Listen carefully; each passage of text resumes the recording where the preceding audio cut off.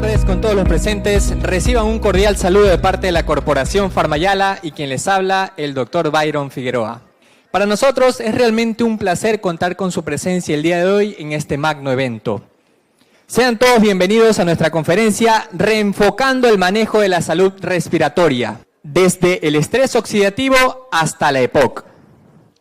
Para lo cual contamos con la presencia de un gran ponente, el distinguido doctor Alberto Papi, médico italiano, científico y experto en neumología, con quien nos compartirá una visión y nuevos enfoques en el tratamiento de la enfermedad pulmonar obstructiva crónica, así como nuevas estrategias para mejorar la calidad de vida de aquellos pacientes que presentan esta enfermedad. El doctor Alberto Papi es médico neumólogo europeo de alto reconocimiento mundial. Es director científico de las Guías Gold, líder mundial en el manejo de EPOC. Es profesor titular de medicina respiratoria y jefe en la Universidad de Ferrara, Italia. Es secretario del Grupo de Infecciones Respiratorias de la Sociedad Respiratoria Europea. Es miembro del Asthma Board de la Academia Europea de Alergia e Inmunología Clínica. También es miembro del Consejo Editorial del American Journal of Respiratory and Critical Care Medicine, del Journal of COPD y de sus pares. Es revisor de varias revistas científicas de prestigio a nivel mundial y ha publicado más de 500 artículos, especialmente enfocados en EPOC y el asma. Con ustedes, el doctor Alberto Papi.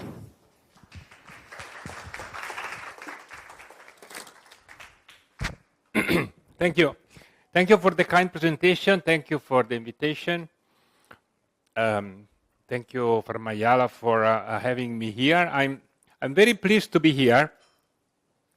It's my first time in Ecuador, so I'm very excited to be around. I've been in Quito in the past 2 days, and I have enjoyed the beautiful place and the historical places in there. The title I've been assigned is quite fascinating, and I've worked on this topic for quite a number of years. We will see on the presentation.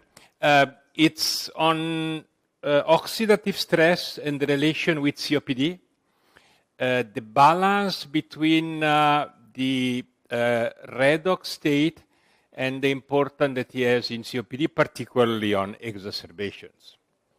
These are my potential conflict of interest, and this is what we're going to discuss. We start broad with the balance between oxidant and antioxidant, the importance in the biological system. Then we'll focus on the respiratory system in COPD, particularly in exacerbation, the importance of exacerbations in the natural history of the COPD, and prevention of exacerbation, starting from the reason and the pathophysiological mechanism related to oxidants. So the use of antioxidant will focus on N-acetylcysteine because of its antioxidant activity and other activities that we'll briefly discuss, including the activities on mucus. Finally, the evidence, and then we'll move briefly on the pre-COPD condition, those clinical conditions recently defined by Gold as risk for COPD, which includes chronic bronchitis. Now, oxygen is good. We cannot live without oxygen. There is not a single biological mechanism that does not require oxygen. So it's part of the normal metabolism of life. Too much of oxygen is bad because it initiates a number of pro-inflammatory conditions that worsen the basic status and that can block the biological activities. So that's why the balance between oxidant and antioxidant is crucial, particularly for the respiratory system. If we consider the oxygen tension in the respiratory system is already quite high in stable and baseline condition because of the high tension of oxygen related to the large bloodstream. There is a lot of blood going through the the lung, so the tension of the oxygen as a baseline is high. Not only, but the respiratory system is directly exposed to the environment, and so it's directly exposed to the oxygen present in the environment. Think of smoking, oxidative type of smoking. Think of cigarette smoking. Consider that one single puff of cigarette smoking contains something like 10 to the 15 free oxygen. So it's a huge amount that goes directly into the lung. In addition, chronic conditions such as COPD, asthma, fibrosis, do have an underlying chronic inflammation that per se produce, we'll see in a moment, oxidative stress. So the lungs are really highly exposed to high tension of oxygen. To worsen the condition is that when there is such an irritant or trigger or noxious agent that reach the respiratory system, whatever the condition, in the presence or in the absence of an underlying inflammation, what happens is that the response is an inflammatory response. A number of cells have been activated, a number of mediators are induced. Here is represented the nuclear factor NF-kappa B, which is somehow the mother or the father of the inflammatory process. But all the inflammatory process is surrounded and sustained by the production of oxidants, which worsen the underlying inflammatory condition. Not only, but this oxidative stress maintains active the process pro-inflammatory.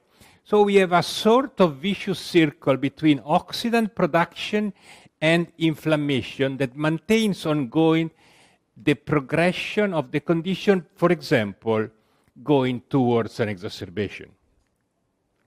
That's why the human body is so rich in antioxidant system. This is one of the most important antioxidant, intracellular antioxidant. It is glutathione. It has a number of activity. It is an antioxidant, antioxidant activity.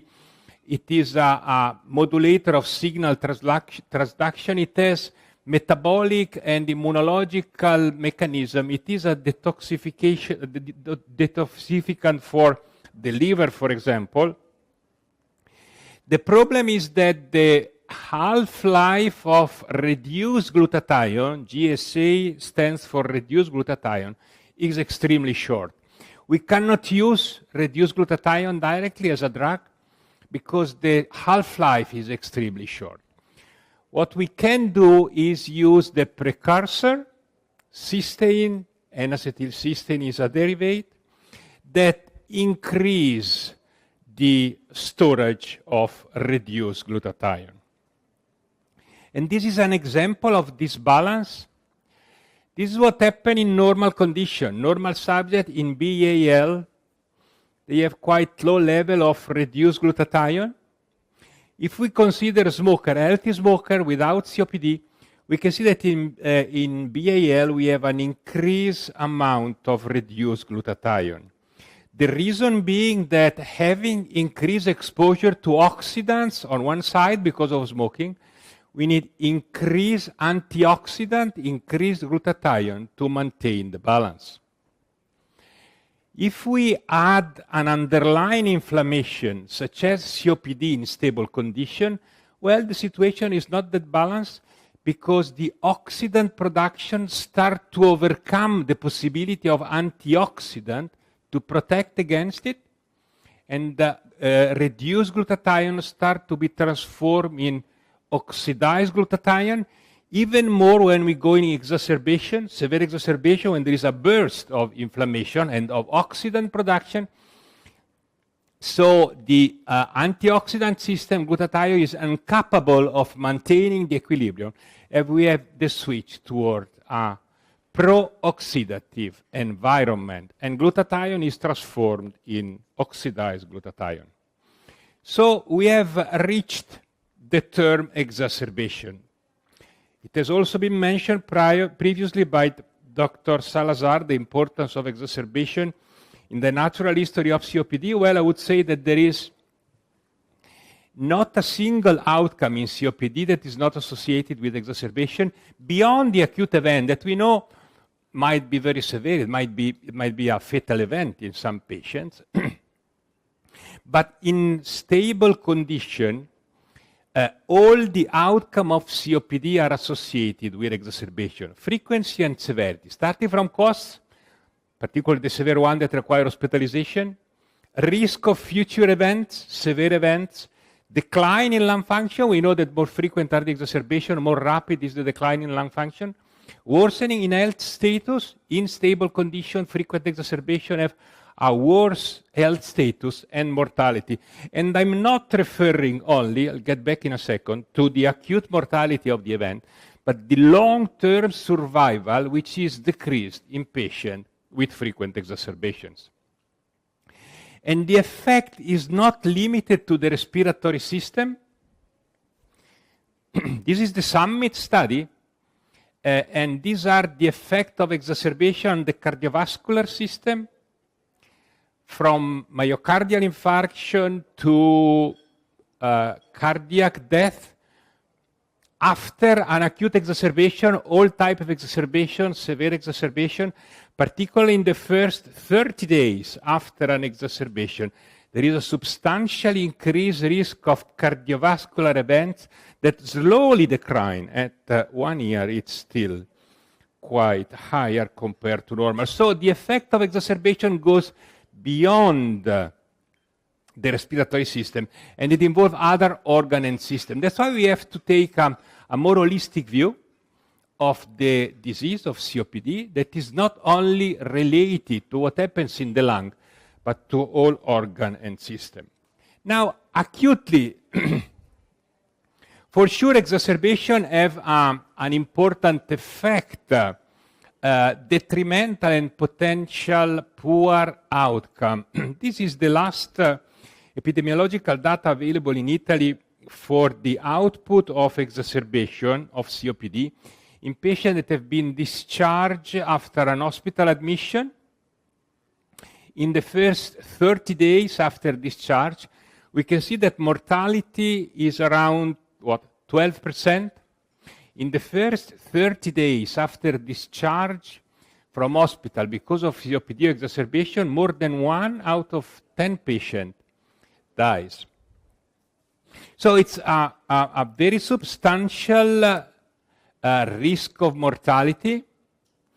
And this is what happened for myocardial infarction. Everyone is aware of the importance of myocardial infarction. Everyone is aware of the risk of myocardial infarction. And everyone is taking measures to prevent myocardial infarction. Well, this is the mortality 30 days after discharge from hospital because of myocardial infarction. And we can see that it's not dissimilar. If anything is lower than what we have seen for COPD, it's around 8%. So for a clinical condition for which there is a lot of attention and a lot of investment, social investment to avoid it, actually the severity of the acute event is similar or sometimes even better than what we consider for COPD. But it's not only the acute event. The effect of exacerbation goes on in the time, and it is cumulative. This is a very important study, a database study conducted in the UK that observed what happened to patients up to 10 years in terms of the effect of exacerbations on mortality. Not the acute event, not mortality because of the acute event, but because of the occurrence of exacerbation. Even one moderate exacerbation over time increase the risk of mortality, and the higher is the number of exacerbation, the lower is the survival. If we have a severe one that requires hospitalization, the step is much higher. So even one exacerbation is too much, because one exacerbation is associated, either acutely or in the long run, to a reduced survival of COPD patients. Now, exacerbations are considered as acute inflammatory events superimposed to the chronic airway inflammation that is present in COPD, leading to pathophysiological changes, structural changes, increased mucus production, bronchoconstriction, increased air wall thickening, that leads to functional changing, increased airflow limitation, hyperinflation in particular, that are related pathogenetically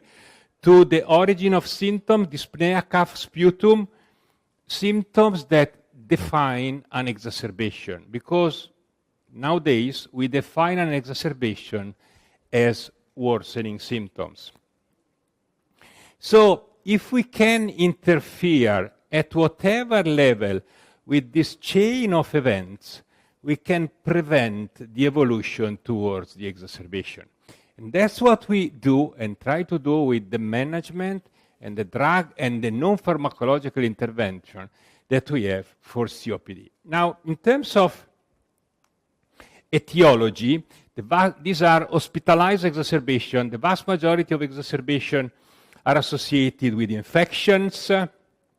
Only 20% of patients in sputum were negative to the detection of both viral and bacterial infection.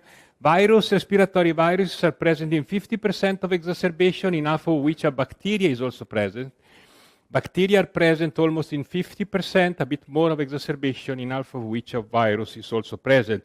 Virus and bacterial infection are more severe in terms of duration of hospitalization, in terms of impairment of lung function. The big difference between viruses and bacterial infection is that while bacteria are present also in stable conditions, we know that COPD patients chronically colonized by bacteria. Actually, the bacteria growth is quite similar in stable and in exacerbation. There is not a lot of differences. This is not the case for respiratory viruses. We don't find respiratory viruses in stable condition. We find respiratory viruses only at exacerbation. The most frequent one is common cold virus, rhinovirus. So viruses are the trigger more frequently of the exacerbation rather than bacteria. They are the ones that, when present, are associated with the acute event. Indeed, we have a model, a human model of exacerbation of COPD induced by rhinovirus. It's not difficult to inject rhinovirus. You just spray it in the nose. And if you do it in COPD patient, what happens is that in 1 to 2 days, we have upper respiratory tract symptoms, common cold, and in 4 or 5 days, you have lower respiratory tract symptom, which is an exacerbation of COPD. Probably the more striking effect that we found in this model is that after an experimental rhinovirus infection in rat, we have an increased replication of viruses in biological samples that we expect. We injected a virus, and the virus replicates and increases. Most surprisingly was the increase in bacterial infection that was observed. So we infected the patient with a rhinovirus, and we found an increase in bacterial growth. This is probably linked to the switch of the immune control to the underlying chronic infection that allows bacteria to increase. So certainly, viruses are the trigger of the exacerbation, but bacterial coexistent infection are involved in the severity of the overall disease. Some of these viruses, and this is rhinovirus, the most frequent cause of exacerbation in COPD, are directly related to oxidant production. The vast majority of rhinoviruses, 90%, bind to a cell receptor. Is it me? A cell receptor, which is interstitial adhesion molecule 1, a pro-inflammatory molecule that recruits cells at the inflammatory sites. After binding, it enters the cell, and eventually it leads to increased production of inflammatory mediators via a mechanism that is oxidant-mediated, via the formation of superoxide anion that leads to the activation of the NF-kappa B. So that if we can abolish the oxidant production with antioxidant, we can prevent the chain of events that leads to the inflammation. So that's why antioxidant activity is so important, and we know exactly the mechanism by which rhinovirus induce this oxidant and pro-inflammatory activity. It is a proteolytic activation of xanthine oxidase from its inactive form, the hydrogenase. It acts on xanthine and it induces superoxide anion. The production of oxidant deplete reduced glutathione, and this depletion maintains the xanthine oxidated activation. So again, a vicious circle that keeps oxidant production and then the inflammatory cascade. That's why it's so important to add exogenous antioxidant to increase the storage of reduced glutathione and reverse the activation of xanthine oxidase toward the inactive xanthine dehydrogenase. By increasing antioxidant power, we stop the production of oxidant and then downstream inflammatory cascade. And this is the evidence. This is viral infection, rhinovirus infection, that induce superoxide anion, a clear induction of superoxide anion, totally prevented by reduced glutathione, no production of superoxide.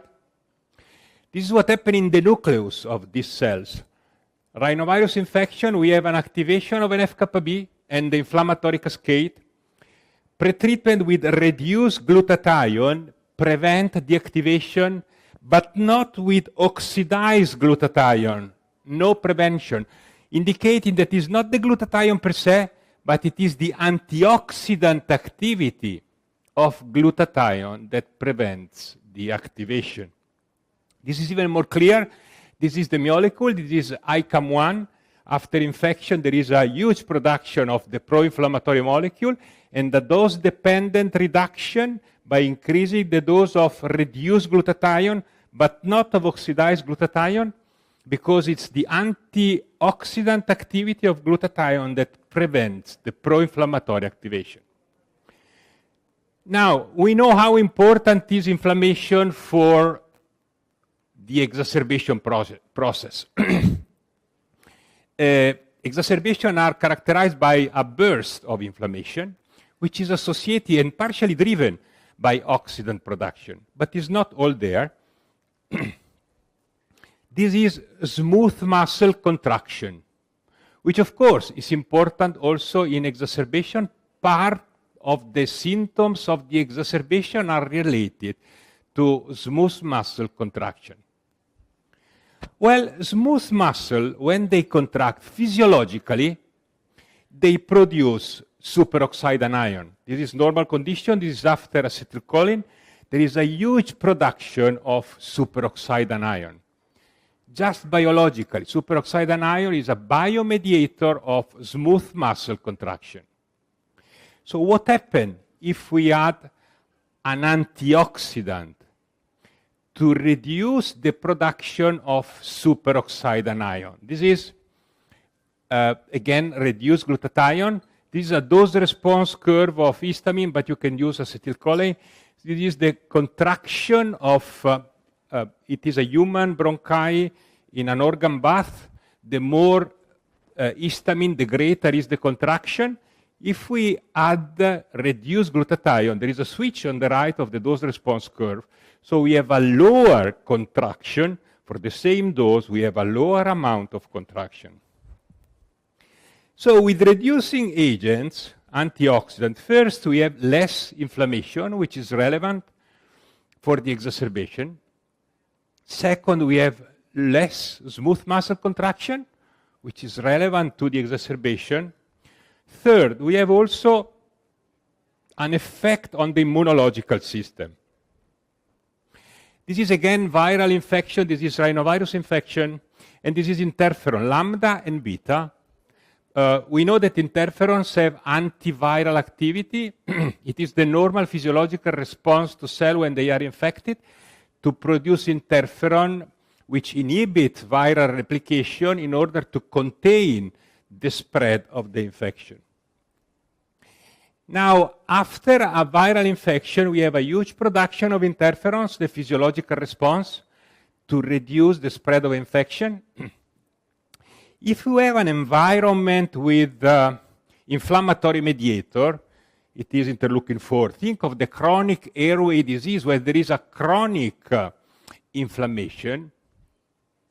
The production of interferon is significantly reduced. So in this condition with a chronic underlying inflammation, the defenses against viral infection are reduced because the production of defensive molecule is lower. That's why this patient, and I'm thinking of COPD patient, I'm thinking of asthmatic patient, are more susceptible to infection, more susceptible to severe infections because they have a deficient innate immune response. Actually, this immune response, this production of interferons and its inhibition by inflammatory process is mediated by oxidant formation, because if we add to the system, to the inflammatory process, N-acetylcysteine, we can clearly restore the production of interferon, so we can bring back the defenses again against viral infection and severe infection. We have to consider this when we look at the result of the efficacy of antioxidant and N-acetylcysteine in preventing of exacerbation. One of the components might be really related to the fact that we can better protect the patient against the severity of the infection. There are other activities. I'll go briefly through this. N-acetylcysteine at high dose has an antimicrobial activity. Partially, it's a direct antimicrobial activity. These are two bed bugs that I'm sure you know, both in COPD and in bronchiectasis. And these are a dose-response curve in time with two different doses of N-acetylcysteine. The MIC is 16 milligram per ml, quite high. Doubling the dose, we can see a reduction, progressive reduction in the replication of the bacteria. It is mainly due to the effect of N-acetylcysteine on the biofilm that is associated with the growth of this bacteria. Indeed, by increasing the dose of N-acetylcysteine, we have a reduction of the association of the biofilm and bacteria growth. This is important because we can somehow potentiate the effect of antibiotics with N-acetylcysteine because it contributes to make the growth of the germs less strong. And this is the data.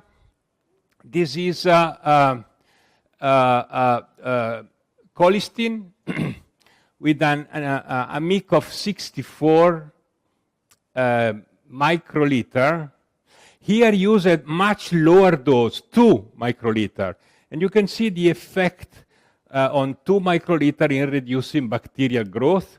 But if we add N-acetylcysteine to such a lower dose of colistin, we have a greater efficacy reducing bacterial growth down to 0. So there is a synergic activity of N-acetylcysteine in promoting the anti-infective ability of antibiotics. Finally, we have discussed of the metabolic activity of N-acetylcysteine. We have discussed of the precursor activity of N-acetylcysteine on reduced glutathione. The direct scavenger activity, there is, of course, the mucolytic effect. That probably is the oldest effect for which N-acetylcysteine has been introduced in clinical practice. This is due to the ability of N-acetylcysteine to disrupt the bridge, the disulfide bridge, on high molecular weight glycoprotein that constitute mucus,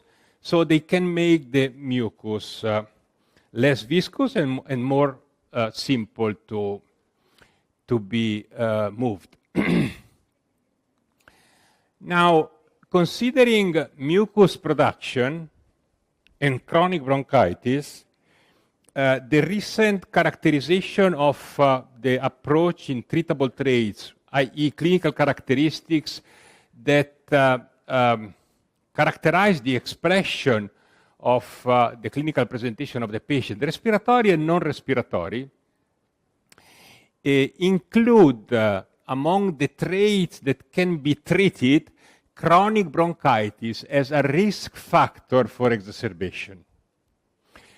So we are dealing with a clinical condition, chronic bronchitis, that increase the risk of those acute events for which we have seen how bad they are and how bad they impact on the prognosis of the disease.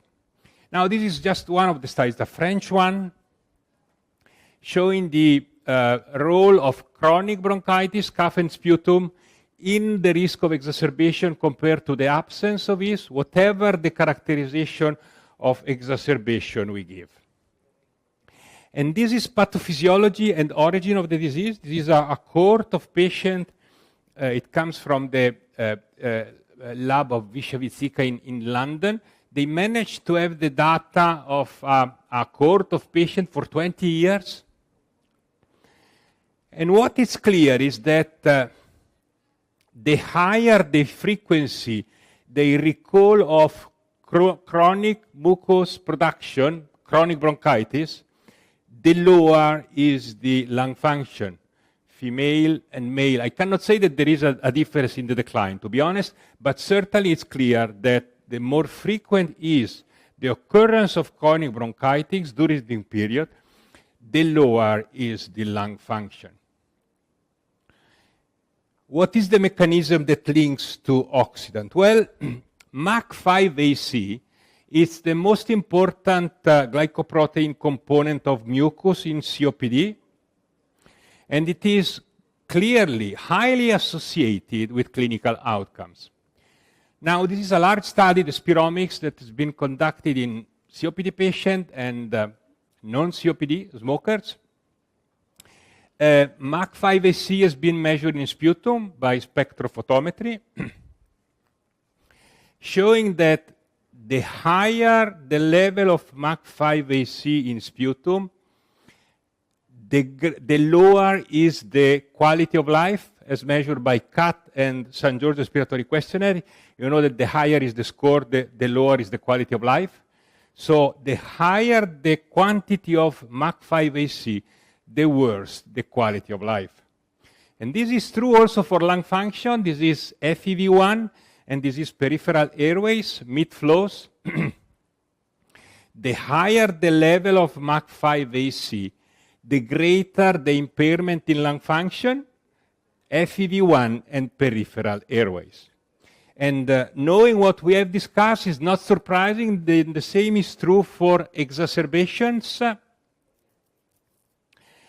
The higher the level of MAC5AC, the greater the frequency of exacerbation that has been observed in this study. So, making a clear link between mucus production and exacerbation risk in terms of pathophysiological mechanism, which brings us on oxidative stress, because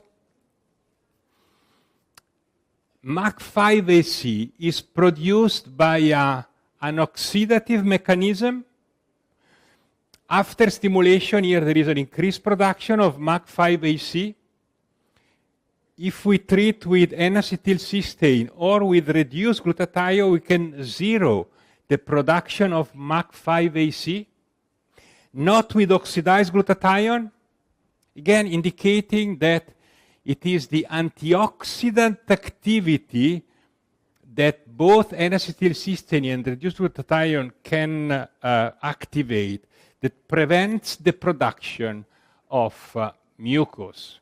with all the important consequences on the natural history that we have seen on lung function, quality of life, exacerbation. Finally, the evidence. This is 2004. It is a table that summarizes all the data available on N-acetylcysteine on exacerbation. Actually, in trials assessing absence of exacerbation, placebo on the y-axis, N-acetylcysteine on the x-axis. This is the line of equivalence. The size of the circle represents the size of the study. And you can see that all the studies are below the line of equivalence in favor of N-acetylcysteine, with a greater number of patients with no exacerbation compared to placebo. It is an old assessment. Actually, some of the study included in this analysis are very old study, the quality of which now can be questioned, to be honest. This is 2004. 2005, we have the first large study with N-acetylcysteine. It is the Bronco study, 3-year study. The primary outcome of the study, unfortunately, at that time it was considered the most important one, not anymore. Now, if you look at all the clinical trials that have been conducted in the last 10 years in COPD, the primary outcome is exacerbation. At that time, it was considered as the most important one, decline in lung function. So, the primary outcome of the study was decline in lung function. 3-year study, 600 milligram per day of N-acetylcysteine. The study was negative on the primary outcome, decline in lung function. But if we consider exacerbation in patients not treated with inhaled corticosteroid, there is a significant reduction of exacerbation with N-acetylcysteine in this group of patients, indicating that it might be as good as inhaled corticosteroid in preventing in COPD the risk of exacerbations. This is the largest study conducted. It is the Pantheon study, more than 1,000 patients treated with N-acetylcysteine or placebo on top of any treatment. The majority of patients were receiving an ICS containing medication. There's quite an impairment in lung function. This is FEV1. The study was conducted in China. The primary outcome was moderate to severe exacerbation. Here it is. There is a reduction, significant reduction in moderate to severe exacerbation. Particularly moderate exacerbation were importantly reduced. More than the first exacerbation, the second and the third, time to second and time to third were improved, which indicates that somehow N-acetylcysteine requires prolonged treatment to achieve the effect of modifying the background condition, reducing inflammation to make it less sensitive when the triggers arrive to burst into the exacerbation. The study was very well published. It was published in Lancet Respiratory Medicine. It has been considered at that time with two limitations. Now we won't consider it. Also in the light of what has been discussed earlier as limitation. One of which is that the definition adopted for exacerbation were the old Antonisen decision, old Antonisen classification based on symptoms, dyspnea, mucus, parallels, which is not the normal way we now consider exacerbation. We define exacerbation as moderate when they require systemic corticosteroid or antibiotics, and severe when they require hospitalization. And the second limitation that was felt important at the time, it is not now, because now we recognize that the cause of COPD might be, and they are actually quite different and not only limited to tobacco smoking, is that 20% of this population, according to the epidemiology of China, were non-smoker. So they were exposed to other noxious agents. But when the study was published, it was considered a limitation somehow different from the other studies. So what we did, we tried to normalize the data according to current literature. So first of all, we translate the data on exacerbation into the current way we measure exacerbation, moderate those requiring systemic corticosteroid and or antibiotics, severe one, those requiring hospitalization. And you can see that the results are exactly the same. This is the primary outcome. So irrespective of the definition of exacerbation, N-acetylcysteine, compared to placebo added to the other treatment, can effectively reduce the frequency of exacerbation.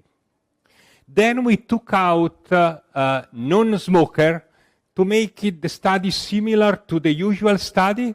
The large big trial that have been conducted in the last year are excluding non-smoker. We excluded non-smoker, and the result doesn't change. This is the primary outcome: moderate to severe exacerbation, moderate exacerbation, all exacerbation, significantly reduced by N-acetylcysteine. In addition, we looked what happened in patients that were treated only with bronchodilator, no inhaled corticosteroid, if we added N-acetylcysteine or placebo, and found that the numbers are low, but the trend is very nice, significant reduction of exacerbation, and trend to significant reduction on the primary outcome, reduction in mild and in overall exacerbation. Mind you, the Pantheon study has been conducted with twice as much the dose of N-acetylcysteine,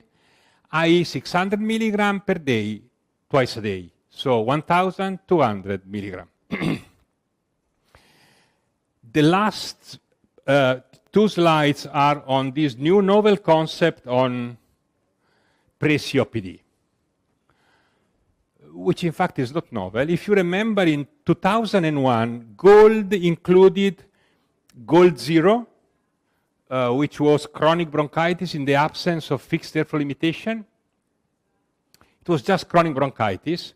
Based on the fact that there were two large epidemiological studies showing that chronic bronchitis is a risk factor for developing COPD. So it was included as Gold Zero. Then there was a large study in Denmark showing that not all patients with chronic bronchitis are developing COPD. And so it was decided to take Gold Zero out of the algorithm of COPD. Now it is still there. It has been reintroduced in 2022, defined as a risk condition. Patients are at risk of developing COPD. There is an exposure, so smoking or whatever is the noxious agent they are exposed to. There is no fixed airflow limitation. FEV1 FVC is above 0.7. But there are signs and or symptoms for these patients. Signs, structural signs, mainly from imaging, emphysema, small airways abnormalities, lung function abnormalities, DLCO alteration, hyperinflation, symptoms, clinical expression, and I'll get back in a moment, dyspnea, chronic bronchitis, and exacerbation. So chronic bronchitis, again, recognized as a pre-COPD condition, similar to what is currently recognized as pre-condition. Think of pre-diabetes, think of pre-eclampsia. It's a risk condition. Not everyone with pre-diabetes will develop diabetes. And this is the same. This is pre-COPD. There is strong evidence for all these conditions that they increase the risk of developing COPD. It doesn't mean that all of these patients will develop COPD. They require special attention because they are at risk of developing COPD. The burden is quite high of these patients. We see this patient quite often because they have a high burden of disease. These are symptoms. Normal lung function and symptoms, CAT more than 10. In smokers, so they have been exposed. Symptoms are clearly higher than in those with less symptoms. They are higher than COPD 1 and 2 with low symptoms, any type of symptoms, including cough, sputum, so chronic bronchitis, chest tightness, shortness of breath. So they are symptomatic more than COPD patient with less symptoms. Similar, if you look at the degree of symptom, to those with COPD and symptoms. And the same is true for exacerbations, actually. These are exposed patient, symptomatic. These are exacerbation, any definition you can consider. And you can see that the frequency of exacerbation is higher than in those with COPD, mild to moderate, with less symptom. And it's similar to those with COPD and symptom. Questioning whether the severity of the airflow limitation or the importance of symptoms has to be considered in terms of dealing with the management of this condition and future risk. Now, what can we do for these patients? Certainly follow them more strictly because we know that they are at higher risk of exacerbation. Applying all we can apply in terms of non-pharmacological intervention. Smoking cessation, it has been quite nicely highlighted. Rehab, if possible. Vaccination, to avoid the contact with the triggers.